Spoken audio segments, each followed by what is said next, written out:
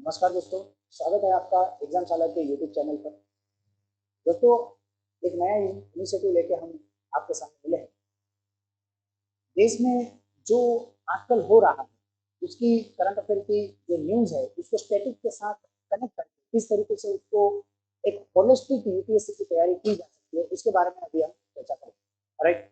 और जो अभी का जो हॉट टॉपिक और जो चीज़ें हमारे देश में चल रही है वो कुछ आपको इस तरीके से मिलेगी कि जो देश में अभी जो चल रहा है वो जुडिशरी और लेजिस्लेचर्स के बीच में कुछ तनातनी चल रही है। उससे हमारे देश में जो आजकल बना है एक माहौल जो बन रहा है, एक तरफ लेजिस्लेचर्स हो चुके हैं और एक तरफ हमारी जुडिशियल सिस्टम आ चुकी है। जुडिशरी ऐसा आरोप लेजिस्लेचर्स पे लगा रहे हैं कि लेजिस्लेचर्स वो हमारे देश में एक्सेसिव इंटरफियर कर रहे हैं जुडिशियल सिस्टम में। जुडिशरी पे हमेशा से आरोप लगा है लेजिस्लेचर्स की तरफ से कि लेजिस्लेचर्स ऐसा कहते हैं कि भाई जो जुडिशरी है वो मनमाने ढंग से वो न्याय की प्रक्रिया को चला रही है। और उसी में एक चीज हमारे सामने आ जाती है, तो क्या जुडिशरी वर्सेस जो लेजिस्लेचर जो हम कहते हैं कि क्या जो सेपरेशन ऑफ पावर जो हमारे कॉन्स्टिट्यूशन में जो निर्धारित करके रखा है, जो यूनियन लिस्ट के अंदर, स्टेट लिस्ट के अंदर या फिर हमारे कॉन्करेंट लिस्ट के अंदर जो भी चीजें वहां पे निर्धारित करके रखी है, या फिर जो separation of power between the various organ of the state जो है वो किस तरीके से कार्य करें, कि हमारा फेडरल स्ट्रक्चर हमारी फेडरल स्ट्रक्चर की इस जुडिशरी और लेजिस्लेचर्स के बीच के इस डिस्प्यूट को सुलझा पाता है कि नहीं पाता। सारी चीजें एक चीज पे अटक के आती है। कुछ दिनों में आपने सुना होगा, कुछ दिनों से आपने ये न्यूज़ें देखी होगी दोस्तों, कि हमारे जो राष्ट्रपति है, प्रेसिडेंट ऑफ इंडिया, कुछ टाइम पहले एक चीज बताई थी कि भाई over crowded jail is a concern, मतलब कि आप जेल में ओवर क्राउडेड है और आप नई नई जेल जो है बना रहे हो, नई नई जेल बना रहे हो, लेकिन क्राउड जो है जेल में वो बढ़ता जा रहा है। उसी के उसी के कहीं आगे पीछे हमारे जो वाइस प्रेसिडेंट ऑफ इंडिया है, वाइस प्रेसिडेंट ऑफ इंडिया ने कुछ ऐसा बताया था कि भाई एनजेएसी करके जो एक्ट 2015 में जो आया था, 2015 में जो एनजेएसी आया था, जो नेशनल जुडिशरी अपॉइंटमेंट कमीशन हमारी सरकार ने बनाया था, उसको जुडिशरी ने नल एंड वॉइड करके, उसको वॉइड करके एक तरीके से क्या किया, उसको वॉइड करके उन्होंने एक तरीके से पीपल ऑफ इंडिया की जो पावर है उसको अनड्यू किया है, या फिर उसको एक तरीके से अनडन किया है। और वहीं पे एक चीज हमारे सामने निकल के आती है, जो हमारे हमारे जो पैनल है, जो कॉलेजियम सिस्टम है, जो कॉलेजियम सिस्टम वो कहते हैं कि भाई कॉलेजियम सिस्टम के हिसाब से सारी कामें चलती है। और उसमें एक चीज जो हॉट टॉपिक जो आजकल जो चल रहा है वो चल रहा है रिक्रूटमेंट कैसे हो जज का। कुछ लोग अपने तरीके से कह रहे हैं, हमारे जो वाइस प्रेसिडेंट है, जो एग्जीक्यूटिव है, वो अपने तरीके से उसको रख रहे हैं। जो हमारे जुडिशरी है, जो हमारे अभी डीवाई चंद्रचूड़, जो हमारे सीजीआई है, उनका पैनल कुछ अलग तरीके से वो काम कर रहे हैं, राइट। तो उसी के बीच में एक डिस्प्यूट हमारे पास ये आया है, और डिस्प्यूट के जज इसमें जाते हुए आपको पता होगा कि हमारी जो संसद अभी विंटर सेशन जो था, विंटर सेशन में एक आंकड़ा रखा गया हमारे संसद में, और संसद में जो आंकड़ा रखा गया कुछ इस तरीके से था कि पेंडिंग जो केसेस हमारी जुडिशियल सिस्टम में आए हैं वो कुछ इस तरीके से आपको पता चले। कुछ आंकड़ा हमारे संसद में रखा गया, और संसद में कुछ आंकड़ा ये 13 दिसंबर 2022 तक का ये आंकड़ा है। उसमें बोला है कि भाई कॉन्स्टिट्यूशनल जो केसेस जो आज की तारीख में पेंडिंग चल रहे हैं सुप्रीम कोर्ट में या फिर हमारे जुडिशरी में, वो कुछ 498 केसेस जो है वो पेंडिंग चल रहे हैं, राइट। दूसरी तरफ इलेक्शन रिलेटेड केसेस जो हमारी जुडिशरी में जो डिस्प्यूट में चल रहा है, जो पेंडिंग में चल रहा है, वो 487 PIL, special leave petition, writ petition, contempt of court, labour के लोग के जितने भी हमारे जुडिशियल सिस्टम में जितने भी पेंडिंग केसेस चल रहे हैं वो कुछ इस आंकड़ा को दिखा रहे हैं। एक्चुअली आंकड़ा जो है थोड़ा गंभीर है, और कुछ एक तरीके से हमें एक कंसर्न की घंटी बजा के जाता है कि भाई अगर इतने ज्यादा केसेस पेंडिंग है तो इसका रीजन क्या रीजन है। जुडिशरी को पूछा गया तो जुडिशरी कहती है कि भाई ये केसेस जो है वो और ज्यादा आ रहे हैं। और लेजिस्लेचर को पूछे तो लेजिस्लेचर्स कहते हैं कि भाई जुडिशियल रिक्रूटमेंट प्रोसेस में प्रॉब्लम है।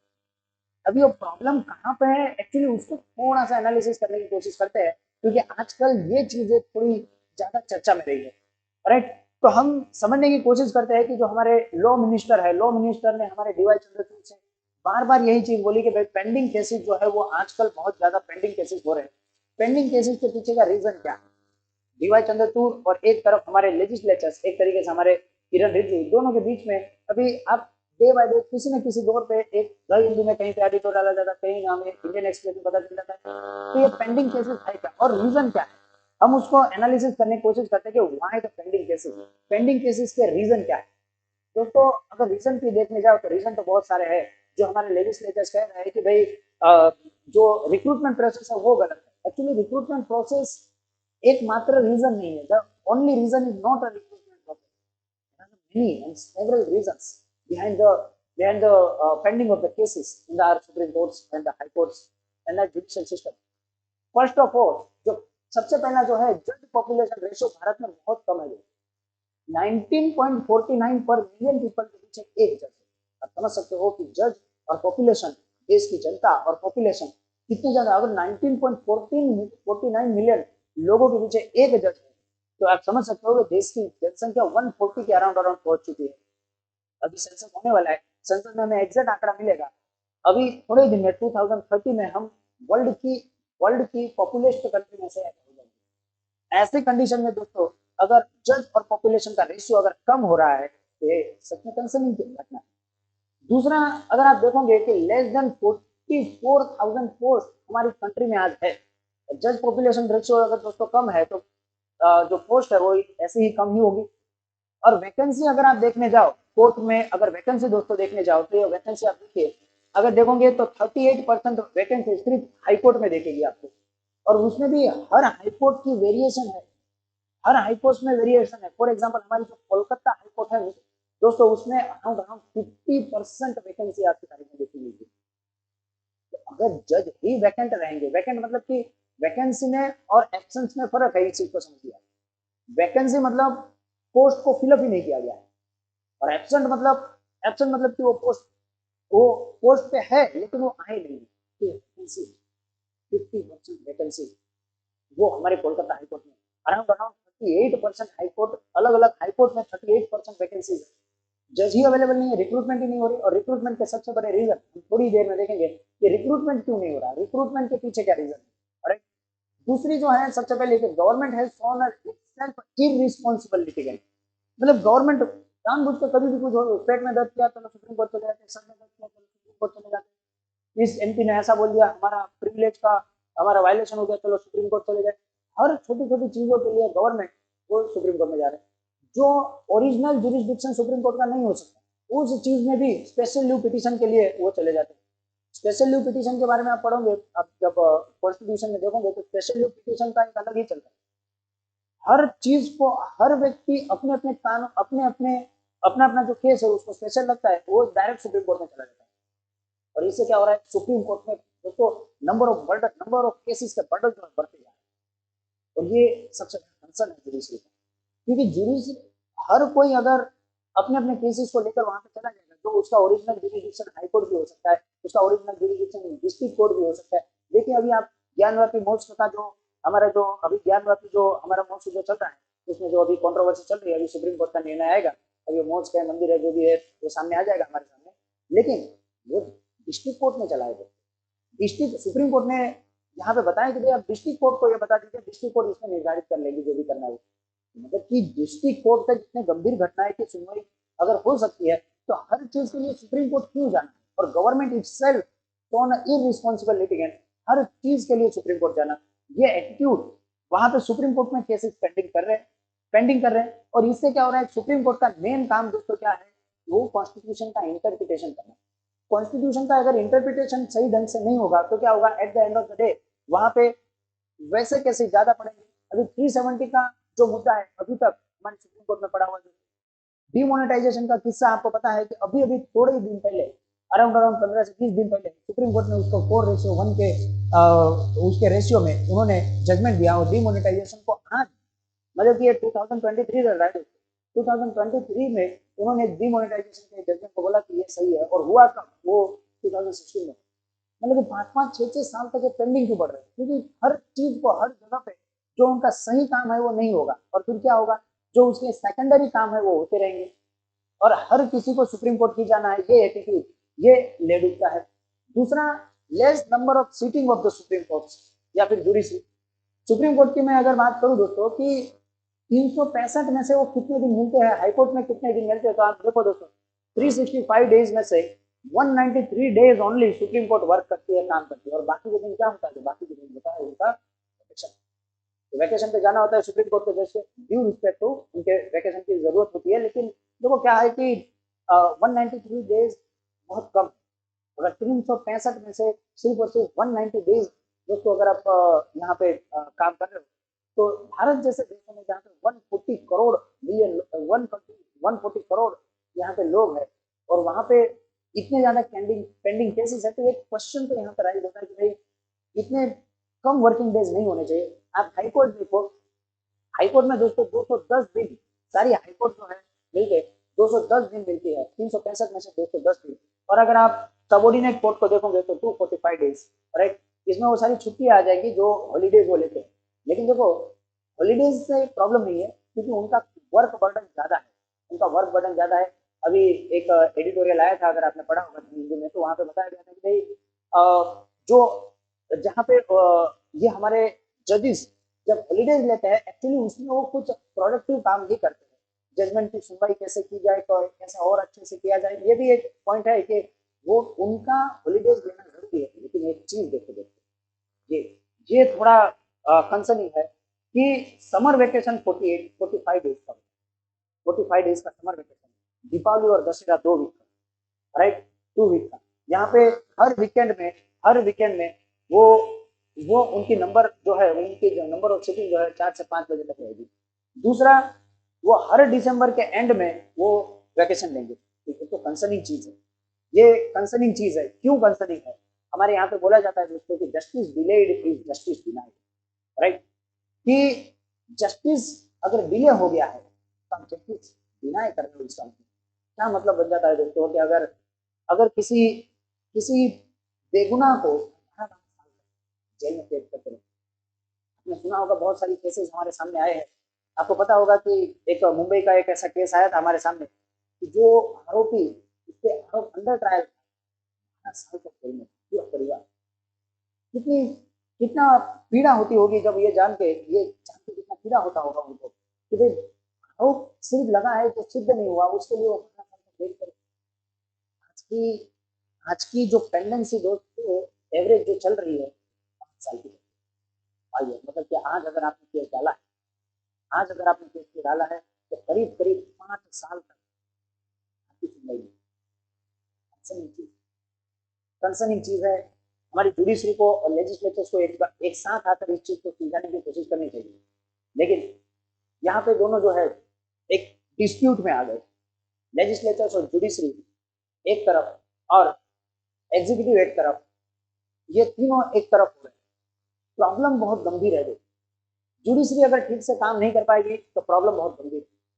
प्रॉब्लम इतनी गंभीर है कि हमें ये तय करना होगा, क्योंकि हमने हमने बहुत सारे नारे ऐसे दिए हैं कि भाई 100 बेगुनाह छूट जाए तो प्रॉब्लम नहीं, लेकिन 100 गुनेगार छूट जाए तो प्रॉब्लम नहीं, लेकिन एक बेगुनाह को सजा नहीं मिलनी चाहिए। ये हम बहुत बार आपने सुना भी होगा।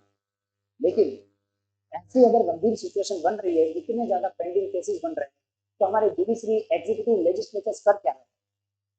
तो क्या ये आरोप प्रति आरोप का काम है कि जुडिशरी की वजह से हो रहा है, या फिर ऐसा बोल दे कि भाई लेजिस्लेचर्स की वजह से हो रहा है, या फिर ऐसा बोलते कि भाई ये एग्जीक्यूटिव ठीक से काम नहीं कर रहे? शुरुआत करते हैं कि भाई, ये कहते हैं शुरुआत में कि भाई वी एग्जीक्यूटिव इसको फिक्स कर दे। क्या है एग्जीक्यूटिव का काम? क्या एग्जीक्यूटिव इस चीज को कर पाएंगे? तो क्या एग्जीक्यूटिव से ये प्रॉब्लम सोल्व हो पाएंगे? क्या एग्जीक्यूटिव अगर कुछ कानून ना दे, या फिर लेजिस्लेचर से कोई कानून लाकर आ जाए, एग्जीक्यूटिव तो उसको इम्प्लीमेंट करेगा, लेकिन लेजिस्लेचर से अगर कुछ काम करे तो क्या ये प्रॉब्लम सोल्व हो सकता है? या फिर जुडिशरी को कुछ करना चाहिए। आपको पता होगा थोड़े दिन पहले ये चीज आपको सामने आई होगी कि रिक्रूटमेंट कैसे होगा, उस पर अभी तनातनी होने लगी। अभी कल की न्यूज है, कल की न्यूज में ऐसा बोला जा रहा है कि हमारे जो गवर्नमेंट है उन्होंने कुछ जज है, एक जज है, उनके जो रिक्रूटमेंट है उसको उन्होंने डिनाई किया। रिक्रूटमेंट डिनाई कर रहा है तो रिक्रूटमेंट जो है, सुप्रीम कोर्ट में और हाई कोर्ट में रिक्रूटमेंट कैसा होता है ये न्यूज में आएगा तो वो हमेशा से आरोप प्रत्यारोप लगाते रहेंगे कि भाई ये लेजिस्लेचर्स का प्रॉब्लम है, ये कहेगा ये एग्जीक्यूटिव का प्रॉब्लम, ये लेजिस्लेचर्स का है, ये जुडिशरी का है, ये हमेशा से चलता रहेगा। आपको पता होगा कि जो रिक्रूटमेंट है वो हमेशा से जो है वो एक मुद्दा बना हुआ है, एक हॉट टॉपिक बना हुआ है कि भारत में जजेस को कैसे अपॉइंट किया जाए। अगर मैं आपको संवैधानिक तौर पे बोलूं कि कॉन्स्टिट्यूशन में क्या दे रखा है, तो कॉन्स्टिट्यूशन में जो है प्रेसिडेंट ऑफ इंडिया अपॉइंट करते हैं हमारे जजेस को। प्रेसिडेंट ऑफ इंडिया जो है जज को अपॉइंट करते हैं। कहाँ पे अपॉइंट करते हैं? तो आर्टिकल 124 है, 124 क्लॉज 2 कहता है कि एवरी जज of supreme court will be appointed by the president. President जो है हर हर सुप्रीम कोर्ट के जज को अपॉइंट करता है।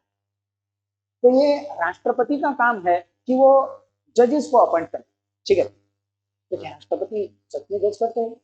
आपको पता है, आपके पास है आर्टिकल 74, राइट। आपको पता है कि आपके पास है आर्टिकल 74, राइट। और आप लोगों में से बहुत सारों ने ये आर्टिकल 74 पढ़ा भी होगा, राइट। 74 आर्टिकल आपको कहाँ पे लेके जाता है? 73rd एंड 74th आर्टिकल आपको लेके जाता है कि एवरी डिसीजन ऑफ प्रेसिडेंट, आपने देखा होगा कि प्रेसिडेंट कैसे काम करेगा, प्रेसिडेंट के डिसीजन क्या होंगे, प्रेसिडेंट कौन सा काम करेगा और कौन सी काम वो प्रेसिडेंट जो है वो नहीं करेगा, ये सब वहां पे लिखा है। और वो कहता है कि the president of India will act on advice given by the prime minister headed by the council of minister. अगर है कि राष्ट्रपति वो काम करेगा जो प्राइम मिनिस्टर उसको बताता है, या फिर प्राइम मिनिस्टर का जो काउंसिल ऑफ मिनिस्टर जो है वो उसको बताता है, तो इसका मतलब कि ये आर्टिकल 24 क्या सच में वही है जो हमारे प्रेसिडेंट कहते हैं कि भाई रिक्रूटमेंट जो है वो मैं करती हूँ, या फिर मेरे द्वारा प्रेसिडेंट के द्वारा रिक्रूटमेंट होता है। तो क्या इस संदर्भ में कि वो prime minister headed by the council of minister को अगर रिक्रूटमेंट करना है तो क्या सच में प्रेसिडेंट करते हैं? तो आपको पता ही होगा दोस्तों, ये तो है नहीं, हमारे प्रेसिडेंट जो है वो नॉमिनल हेड है। हमारे प्रेसिडेंट जो है वो नॉमिनल हेड है और डी ज्यूरे हेड हमें उसे कहते हैं। आपको पता है कि prime minister of India is a de facto authority of the nation, prime minister of India. तो प्राइम मिनिस्टर ऑफ इंडिया अगर डी फैक्टो अथॉरिटी है तो क्या ये आर्टिकल 124 जो है जो प्रेसिडेंट को पावर देती है कि सुप्रीम कोर्ट के जज को नियुक्त हो, हाँ ये उस संदर्भ में सही बैठता है? तो उसके लिए हमें देखना पड़ेगा कि आज के तारीख में जो जजेस को अपॉइंट किया जाता है वो कैसे किया जाता है। आज के तारीख में दोस्तों कॉलेजियम सिस्टम मतलब क्या? कॉलेजियम मतलब कि ऐसा समझ लीजिए कि जो सुप्रीम कोर्ट के जो सीनियर मोस्ट 5 जजेस है, सुप्रीम कोर्ट के जो सीनियर मोस्ट 5 जज है वो रिक्रूट कर रहे हैं किसको? जजेस को रिक्रूट कर रहे हैं। क्या ऐसा बोलना सही रहेगा? नहीं, देखो इन दोनों को साथ में देखिए। पहले तो ये स्लाइड को कि आर्टिकल 124 वाला और दूसरी ये को इसको एक साथ में देखने की और समझने की जरूरत है कि कॉलेजियम सिस्टम से रिक्रूटमेंट होता है। तो एक कॉलेजियम सिस्टम है क्या, ये बनी कहाँ से आया? तो उसके लिए एक छोटा सा हिस्ट्री है, एक 2 मिनट की हिस्ट्री हम उसको समझ लेते हैं। एक्चुअली ऐसा है कि आर्टिकल 124 के हिसाब से अगर आप पढ़ने जाओ, एग्जैक्ट अगर चीज आप देखने जाओ तो बोलते हैं कि एवरी जज of supreme court will be appointed by the president of India under warrant under his hand and seal, right। कि हर जज को सुप्रीम कोर्ट के हर जज को प्रेसिडेंट ऑफ इंडिया जो है वो अपॉइंट करेंगे under his warrant and his seal. ये कॉलेजियम क्या है? कॉलेजियम क्या हर हर राष्ट्रपति अपनी तरीके से उसको अपॉइंट कर लेंगे, सुप्रीम कोर्ट के जज को अपॉइंट कर लेंगे? तो उसके लिए केस हुआ अराउंड 1981 जिसे फर्स्ट जज केस कहा जाता है। फर्स्ट जज केस में इसी आर्टिकल 124 पे बहस हुई कि भाई क्या राष्ट्रपति अपॉइंट कर लेंगे सारे जजेस को? क्या राष्ट्रपति अपॉइंट कर लेंगे? क्या राष्ट्रपति के पास इतनी सत्ता है कि वो हमारे सारे के सारे सुप्रीम कोर्ट के जज को अपॉइंट कर पाए? तो फर्स्ट जज केस में बोला कि भाई देखो 7 जज की वहां पे बेंच बैठी और वहां पे बोला कि भाई देखो 124A को और 217 क्लॉज 1 को, मतलब ये हाईकोर्ट के लिए है, वही सेम चीजें लिखी है वहां पे राष्ट्रपति की जगह गवर्नर होंगे, राइट, वही सेम लिखी है। Said the cab disallow CGI for cogent reason, मतलब कि ऐसा बोला है कि प्रेसिडेंट की जो चीजें होंगी, प्रेसिडेंट का जो जिस पे भी प्रेसिडेंट ने मुहर लगाया होगा, उस चीज को सुप्रीम कोर्ट के चीफ जस्टिस ऑफ इंडिया वो ऐसा करके कि भाई कोई कॉन्जेंट रीजन होगा कि इसको इसको आपको नियुक्त नहीं करना है, तो प्रेसिडेंट कोई ठोस कारण होगा, कॉन्जेंट मतलब क्या, ठोस कारण होगा, तो ही राष्ट्रपति वैसे नामों को जो सुप्रीम कोर्ट के जज ने सुझाव दिए हैं, वैसे नामों को वो कहीं ना कहीं एक तरीके से वो रिजेक्ट कर सकते हैं। कौन? प्रेसिडेंट। कब? जब कॉन्जेंट रीजन हो, तब ठोस कारण कोई हो तभी कौन कर सकता है रिजेक्ट? प्रेसिडेंट ऑफ इंडिया उसको रिजेक्ट कर सकता है। वरना वरना प्रेसिडेंट ऑफ इंडिया को उन जजेस को नियुक्त करना होगा जिन जजेस को रिक्रूट करने के लिए वहां पे प्रेसिडेंट को बोला गया, वरना उनको करना ही। ये फर्स्ट जज केस में यहाँ पे बोला गया। लेकिन आपको पता है राम राज्य प्रजातंत्र नहीं है, देश में बीच में नदियां नहीं बहती है। ऐसा अगर हो जाता है तो ऐसी सारी चीजें नहीं होगी, बहुत ही अच्छे से सब कुछ हो जाता। सेकंड जज केस हुआ जिसे हम 9 जज की बेंच में, अभी आपको पता है कि जब कॉन्स्टिट्यूशनल बेंच बैठती है तो पहली बेंच जितनी होगी उससे ज्यादा बड़ी बेंच ही बननी होगी वहां पे। तो ये 7 जज की बेंच थी, ये 9 जज की बेंच बैठती है। और वहां पे बोला गया, मतलब वहां पे ऐसा बोला जाता है कि देखो कोई बात नहीं, आज जो ये कॉन्जेंट रीजन है, कोई बात नहीं, हम ऐसा करते हैं दोनों के कंसल्टेशन से हम सुप्रीम कोर्ट के जजेस को नियुक्त करेंगे। दोनों के कंसल्टेंट मतलब कौन? एक तरफ राष्ट्रपति, एक तरफ हमारे चीफ जस्टिस ऑफ इंडिया मतलब कि सुप्रीम कोर्ट। एक तरफ हमारे राष्ट्रपति और एक तरफ हमारी जुडिशरी। ये दोनों के कंसल्टेशन से हम जो है वो जजेस को नियुक्त करेंगे। और वहां पे कंसल्टेशन और कॉन्फ्रेंस मीन्स एक तरीके से सहमति, आप ऐसा समझो कि दोनों की सहमति से हम क्या करेंगे, सुप्रीम कोर्ट के जजेस को नियुक्त करेंगे, ऐसा वहां पे बोल दिया, राइट।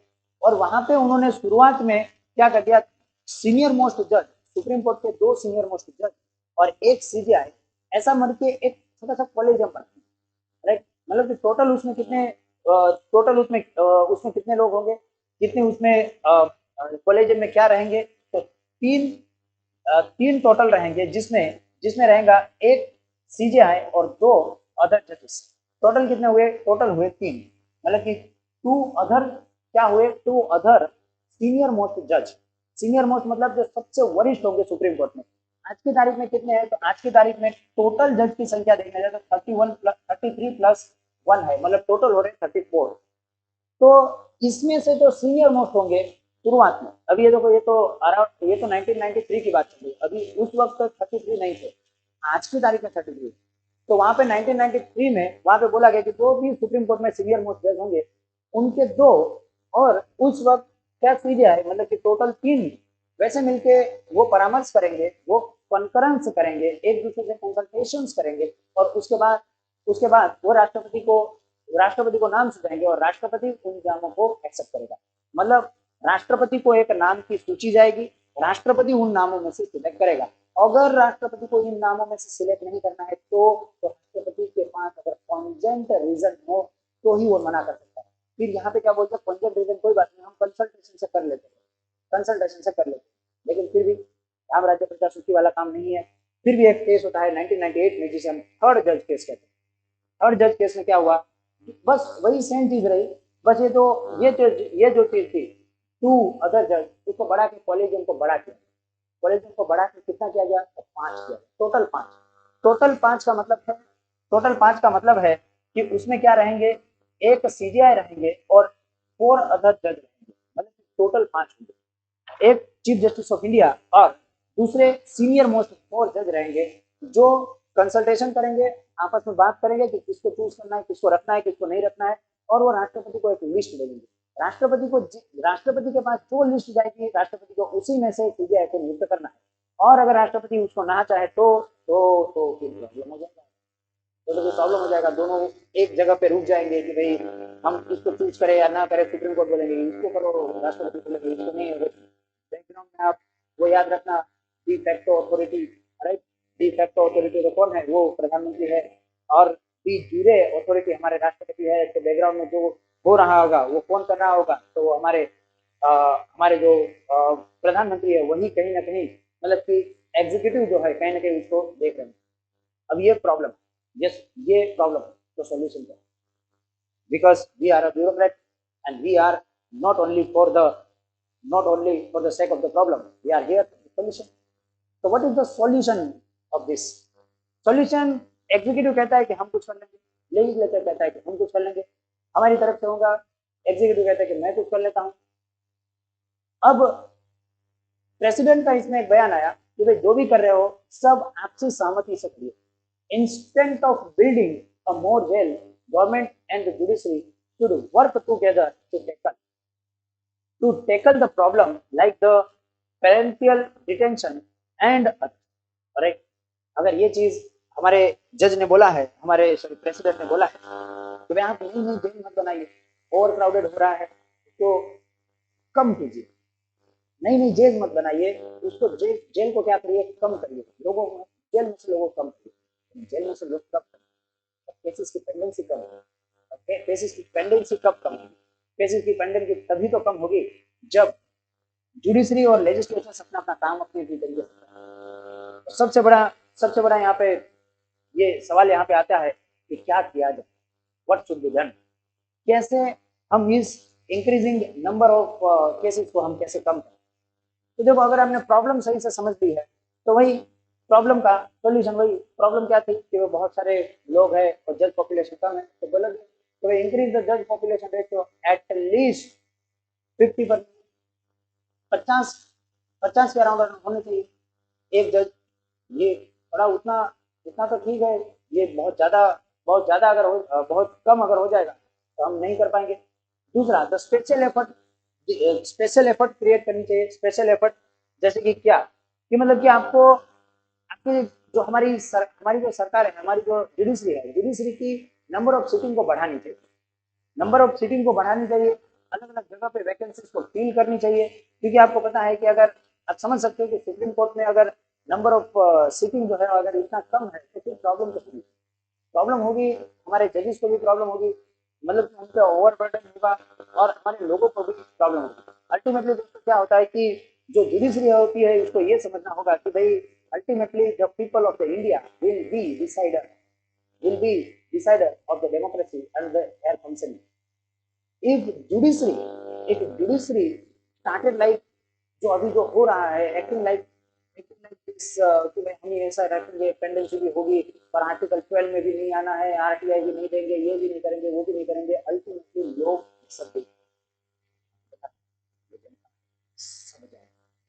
सब जानते हैं, सब समझते हैं।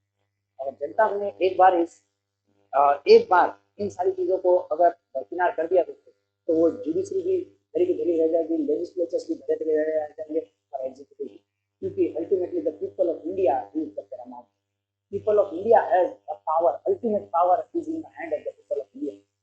हम इस चीज को समझना होगा कि पीपल जो लोग कहते हैं उसको हमें करना पड़ता है, ठीक है। दूसरा है कॉल अपन द रिटायर्ड जज। अगर बहुत ज्यादा अगर पेंडेंसी बढ़ चुकी है तो जो रिटायर्ड जज हो चुके हैं उनको बुलाएं। वैसे भी हमारे कॉन्स्टिट्यूशन में है ना कि एड हॉक जज को हम एड करते हैं। अगर इतनी ज्यादा पेंडेंसी है तो शॉर्ट टर्म में हम ऐसा कर सकते हैं कि शॉर्ट टर्म में जो रिटायर्ड जज है उसको सॉल्व करने के लिए बुला दीजिए। बहुत ज्यादा एसएलपी की घटनाएं बन रही है, स्पेशल लीव पिटिशन, हर एक का केस अपने अपने स्पेशल है।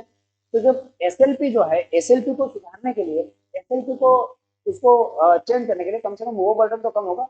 एसएलपी भी बहुत ज्यादा केसेस पेंडिंग है, तो एसएलपी को कम करने के लिए कम से कम ऐसा कर सकते हैं रिटायर्ड जजेस को यहाँ पे बुला ले, या फिर ऐसा बोल सकता है कि popularize alternative dispute resolution system. देखो ये चीज जो है, जो अल्टरनेटिव डिस्प्यूट रिजोल्यूशन सिस्टम, मतलब कि ऐसा करो कि किसी प्राइवेट एंटिटी को दे दो कुछ काम। तो ये चीज हो सकती है कि किसी के पेट में दर्द करे कि भाई क्या प्राइवेट एजेंसी के हाथ में हम थोड़ी दे सकते हैं जज के केसेस को पेंडिंग करना, कि भाई जज के केसेस को सुनवाई करना, ये हम प्राइवेट एजेंसी के हाथ में तो नहीं दे सकते, बट ऑब्वियस चीज है।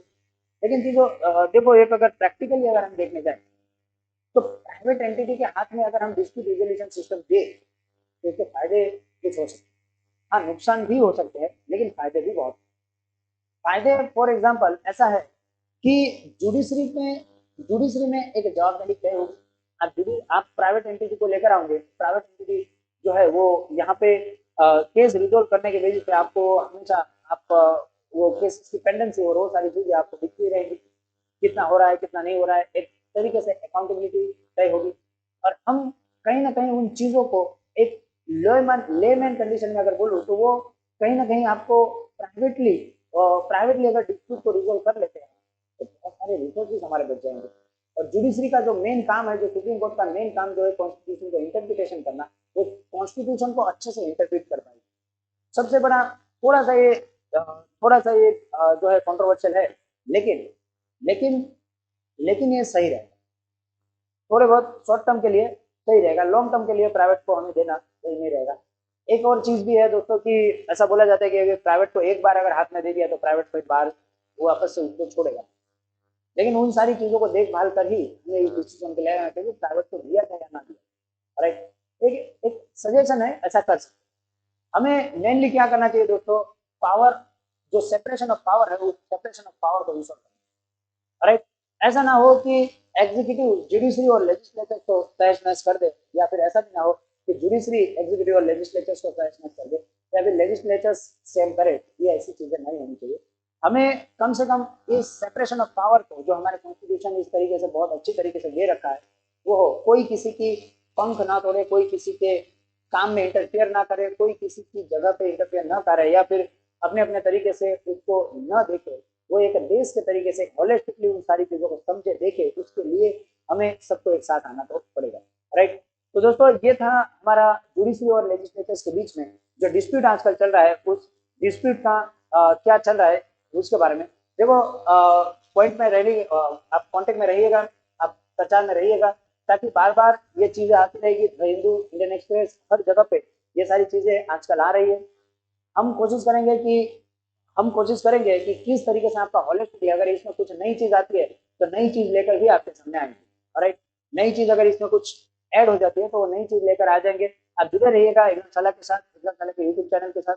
अगर इसमें थोड़ा सा भी नया आता है तो हम उसमें बिल्कुल ऐड करेंगे, और ये नया इनिशिएटिव हम तुरंत, हम जो भी देश में चल रहा होगा उस हर चीज को हम कंसिडर करेंगे, और उस हर चीज को हम कंसिडर करते हुए जो भी चीज चल रहा होगा उसको हम करंट और स्टैटिक के साथ उसको करने की कोशिश करेंगे। ठीक है दोस्तों, टेक केयर, बाय।